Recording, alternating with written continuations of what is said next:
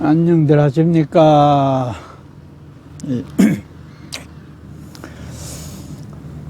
거의 뭐 매일 산만 배경으로 찍다가 오늘은 생각이 나서 물가에도 좀 가보자 해가지고 여기 강에 왔습니다. 이 강 이름이 네판 리버라고 상당히 시드니에서는 유명한 강이라요. 한국에는 강이 많지만은 이 호주는 강이 많지 않거든요.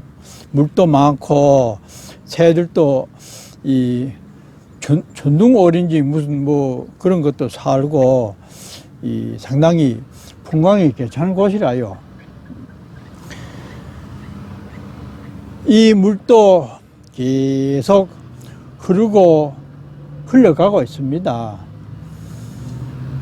우리 인생살이도 가다가 섰다가 또 가고 해서 저도 이리저리 몇 년을 그러니까 한 5, 6년 그래 물처럼 흘러갔죠. 그래서 옛날 어른들이 이웃에서 초등학교 다닐 때 편지 써달라고 부탁을 해요. 그때는 어른들이 거의 이 한글을 깨우치지 못하다 보니까 우리들을 불러가지고 그래 하려면은 감자나 고구마를 삶아놓고 와이로를 쓰는 게죠. 그러면 가서 이제 부른 대로 써요. 첫 마디가 세월은 유수와 같이 흘러서 거의 10중 8구는 처음에는 그래 써요. 그래가지고 뭘 이렇게 군대 간 사람 주로 뭐 이렇게 쓰다가 그때 가서는 할 말은 태산도 유부족이지만은 태산같이 할 말이 많지만은 이만 줄인다 하는 그런 걸로 거의 맞춰요. 그렇듯이 이 강물도 흐르고 흘러서 바다로 가듯이 우리도 살다가 멈춘 자리가 있는 것 같지만은 또 그곳에서 다시 또 다른 곳으로 이사도 가고 그러잖아요. 저도 그러다가 보니까 조금 몸이 불편했어요. 그 소문을 통도사에서 들었는지 통도사 종무소에서 한번 만나자 해가지고 갔더니 종무소님 말이 흔히 몸도 불편하다고 하는데 산내 암자 중에 서운함이라는 암자에 한번 좀 쉬면서 살아보지요 이러더라고요. 그 나는 뜻밖의 절을 맡아서 한다는 말이 나는 상당히 부담이 됐고, 강원에 있을 때만 해도 주지 스님들 보면은 또 욕심에 차가지고 있는 것처럼 그런 주지라고 하는 이름 자체를 싫어했어요. 돈이라는 말도 그랬지만은 뭐 절 모를 때니까 그때는 어쩌든지 뭐 수행만 하고 그저 부처님 말씀이나 이렇게 연구를 하고 그런 줄 알다 보니까 그 주지 스님들은 욕심이 있어서 이 소임을 맡아 가지고 사는갑다 그런 생각을 하던 터라 사실 그 마음속으로는 별로 마음이 내키지 않았는데 그래도 또 근처에서 배려한다고 제안을 하고 좀 쉬고 싶기도 하고 또 속으로는 저를 맡으면 돈이라도 몇 푼이라도 만질 수 있겠지 하는 생각으로 3일 후에 승낙을 했어요. 그래서 참 13개 암자 중에 제일 살기 어려운 곳이 수도암하고 서운암이었어요. 그러다 보니까 그건 서로 안 갈락해요. 그러니까 내한테 돌아왔지. 안 그러면 진도도 많고 살만하면은 돌아올 이유가 없었죠. 그래가지고 사는데 거기에 딸린 논이 뭐 28마디라고 하던가 그렇고 집 한 채뿐이라요. 인법당이라고 급하면 자기도 하고 하는 법당하고 그 곁에 방이 4개인데 하나는 고향주방, 하나는 주지실 2개 방이 비어 있는데 거기에 여름, 겨울로 학생들을 받아가지고 겨우겨우 유지를 하던 때라요. 극락암이나 자장암 외에는 10석의 암자 중에 거의 학생들을 많이 받아가지고 재정을 충당하고 그럴 시기였어요. 그래 지내는데 또 근절에서 이 교무스님이 강원에 강사를 좀 해줬으면 이러더라고. 그래서 이 승낙을 하고 전에 홍법전이 계실 때 1년을 했지만은 또 이제 요청이 오니까 그래서 서운함에 있으면서 2번째 강사 소임을 맡아서 오고 가면서 가르치고 했는데 근절에도 방을 하나 줍디다. 거기 와서 자든지 또 짐도 풀고 할 공간이 있어야 되니까 그래도 그 서운함에서 기거를 하면서 왔다 갔다 했어요. 그런데 암자에 살다 보니까 원래는 암자는 주지가 아닙니다. 공식적으로는 감언이라 해요. 이 암자를 맡아서 관리하는 위치에 있고 주지는 근절 주지 스님이 13개의 산내 암자를 맡아서 하기 때문에 원 주지 스님은 근절 주지 스님이고 암자에 사는 사람은 감언 스님이라. 그래도 일반 신도들은 그런 걸 모르고 뭐 주지 스님 하니까 뭐 한 승려된 지 한 10년 정도 되는 사람이 그런 호칭을 들으니까 처음에는 좀 쑥스럽기도 하고 좀 뭐 그렇더라고요. 그래도 뭐 일반 신도들은 뭐 주지 스님이 제인 줄 알고 그저 뭐 사과라도 한 개씩 가지고 하니까 그럭저럭 잘 지냈어요. 그런데 문제는 내가 능력도 없고 신도도 없는 그런 어려운 절에 논이 많다가 보니까 속가의 아버지 되는 분이 아이고 논이 그래 많다는데 내가 가서 농사를 지으면 어떻겠냐 또 이러더라고. 그래서 나도 생각에 농사를 남주기보다가는 직접 지으면 좀 나을까 싶은 생각도 들었고 반면에 속가 아버지가 절에 와서 산다는 게 근절 스님네들 보기에도 좀 미안하기도 하고 이렇더라고요. 그래도 어른이 뭐 하도 옛날 시골에서는 농사 짓던 그것도 있고 지금은 일도 없고 또 수양견매 그래 하겠다고 하니까 이 절에 와서 살라고 했어요. 그래 뭐 농사를 지으면서 거드는 일도 하고 사는데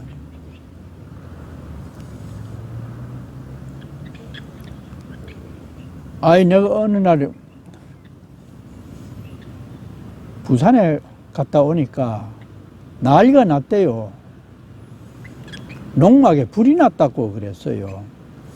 그러니까 그때 소를 한 마리 사가지고 그 절고 등럼에 이 밭 근처에 운막을 하나 지어가지고 소는 거기서 먹이고 또 방을 하나 마련해가지고 아버지는 거기서 기거를 하고 이랬는데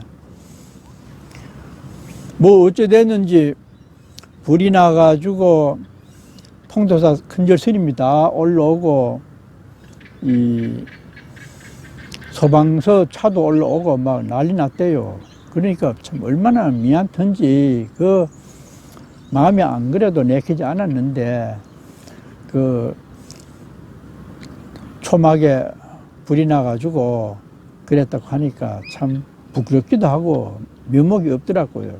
그래가 큰절에 가서 이제 사과를 드리고 참 관리 잘못해 그랬다고 뭐 이렇게 돌아다니면서 어른들한테 다 말씀을 드리고 이러다 보니 참 사는 재미가 별로 없어요.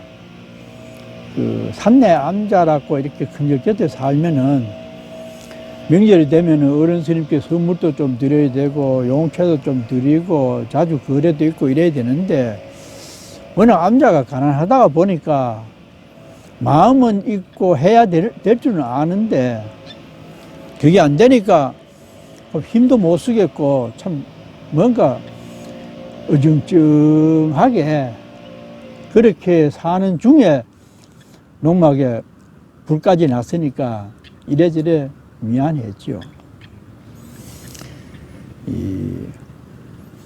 그런데다가 1년 소임을 강사 소임을 마치고 나가지고 쉬는데 해인사 교무스님이 한번 왔어요. 그래 스님이 강사를 하다 쉰다 하는데 해인사 와서 강사를 좀 해줬으면 이러더라고요. 근데 통도사 3년 암자 있으면서 해인사 간다는 게 좀 못하지만은 또 해인사는 그 당시에 성철 큰 스님도 계시고 이래가지고 위상이 조계종에서는 상당했죠. 통도사도 불지 종가로서는 맛집이지만은 사회적인 위상은 해인사가 더 높았어요. 그래서 은근히 그런 이름 있는 절에 가서 강사를 하는 것도 괜찮다 싶더라고. 그래가지고 큰 절에 가서 어른 스님들께 그래 말씀을 드렸어요. 그래 해인사서 좀 소임을 좀 살아주었으면 하는데 어떻게 했으면 좋겠습니까 하니까 어른들이 모두 아이고 그래 솔직히 왔으면은 그거 가서 좀 글을 가르치고 하면 좋지 이러더라고요.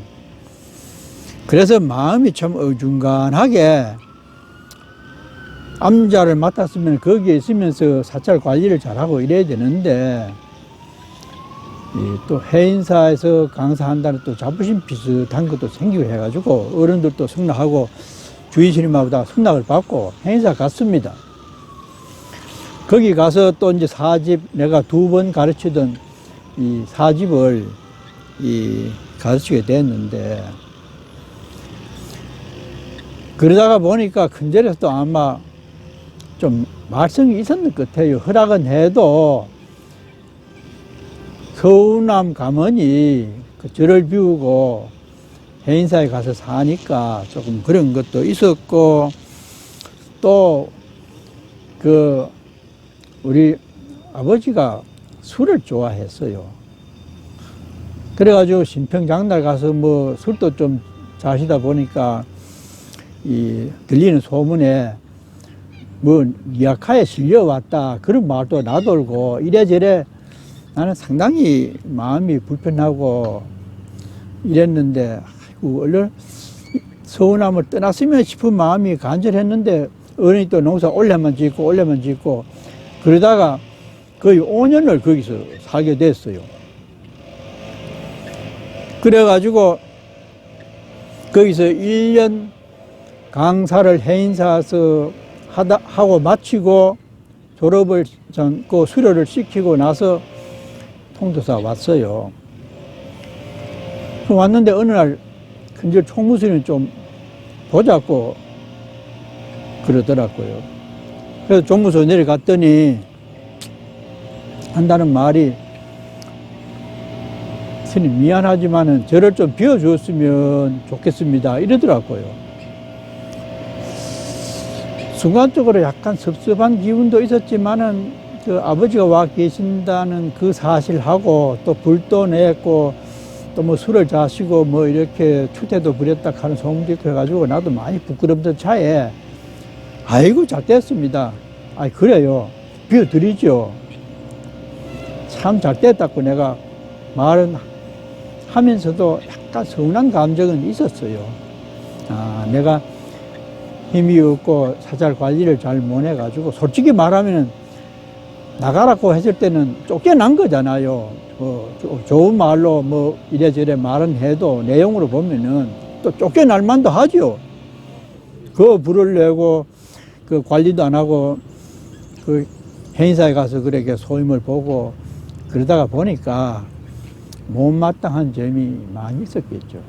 그래서 흔쾌히 아이고 비워드리겠습니다. 그래 했는데 나는 그때 얼마나 참말로 홀가분하든지 다시는 저를 맡아서 주지라고 하는 그런 호칭은 듣지 않겠다. 나는 서운하면서 끝내겠다. 그건 뭐 힘도 없는 사람이 맡아가지고 하다가 보니까 또 명절 되면은 예의는 또 큰절 어른 좀 차려야 되고 내 같은 입장에서 누가 가도 그렇게 반겨주지도 않고 가려면은 뭐 이렇게 좀 봉투도 두둑하게 넣어가지고 가면 힘이 나는데 그걸 힘변도 못 되고 또 그래 안 할 수도 없고 그런 게 뭐 아주 마음에 싫더라고요. 힘이 안 되니까. 잘 됐습니다 하고 나왔는데 그 서운함을 맡은 스님이 지금 방장하는 이 성파 스님이라요. 그러니까 결국 그 스님이 다음에 자기가 살기 위한 속셈으로 힘없는 나를 중간에서 추천을 해서 살도록 한 것 같았어요. 그런데 참 나는 거기서 집도 한 채 얄궂게 지어가지고 희한도 안 했지만은 그 스님은 거기 들어가서 천지개벽을 만들었어요. 그 전부 논하고 산하고 다 이렇게 정의를 해가지고 16만 도자기를 구워서 장경각을 아주 세 채를 크게 잘 짓고 단감나무를 여러 개 심고 이 문학회도 하고 또 야생화 를 많이 키워가지고 지금은 아마 18개 암자 중에서 가장 활발하게 포교도 하고 수도를 하는 곳이라요. 전방도 지어서 이 운영을 하지요. 또 이 방장 스님이 계시다 보니까 암자 사격이 상당히 올라갔어요. 그러니 내가 생각해 보면은 참 사람의 그릇이 그렇게 차이가 나는구나. 나는 거기서 사찰 유지도 못할 정도였는데 그 스님이 들어와서 완전히 전국에서 이름이 있을 정도로 활발하게 수행도 하고 포교도 하고 다양한 것을 많이 하고 있습니다. 오칠로서 이 단청도 일주문 이런데 칠도하고 또 쪽풀이라고 천연 염색을 하기도 하고 여러 가지 방향으로 포교를 하는 1등 암자가 된 곳이 바로 서운암입니다. 서운암에서 5년을 살다가 언젠가 한번 호주에서 가서 서운암에 가봤더니 완전히 법당 한 채만 있고 다른 곳은 전부 변했을 정도로 그야말로 상전백회가 되었더라고요. 그처럼 내 능력에 따라서 이 변하는 것이 정말로 이 그런 만큼 물을 받듯이 능력의 차이가 그렇게 나는 것을 바라보고 참 내 그릇은 왜 이래 작은 바가지를 갖고 이 세상에 왔는지 그런 생각을 한 적이 있었습니다. 네, 고맙습니다.